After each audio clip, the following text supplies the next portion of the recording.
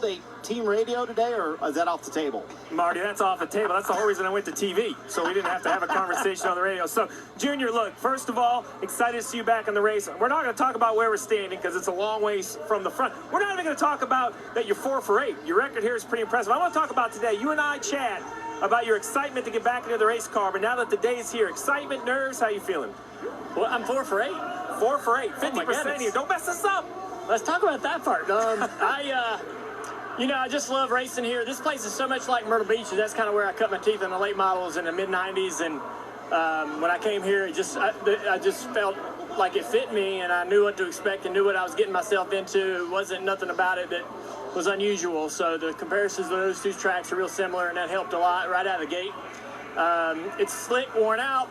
I think every driver loves those kind of racetracks because they think, well, I'm the best at that, right? Every driver up and down pit road is going to tell you, man, I know how to do that better than anybody. So we all come in here with a lot of confidence, and these are the fun type of racetracks to race on. We got a couple racetracks here with Darlington and Bristol and Richmond that are just kind of throwbacks, and they're old, worn out, and they're tough, and that's why drivers love to run on them.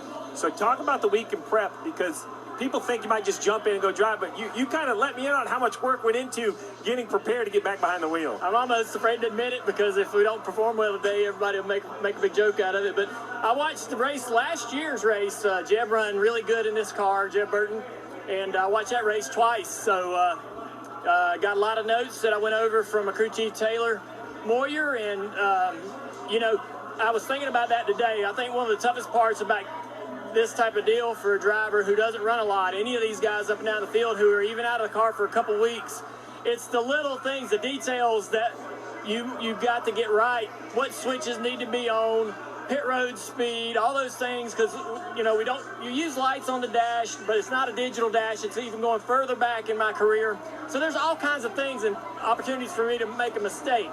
And so you got to get the details right. We went over the details all week long to try to remind me of all the things that need to be taken care of under caution and during pace laps, and where my pit board is and all that and all those things. So it's not all just about hoping the car handles well and is fast. There's so many little things that happen throughout the race that you forget about if you're not doing this every single week.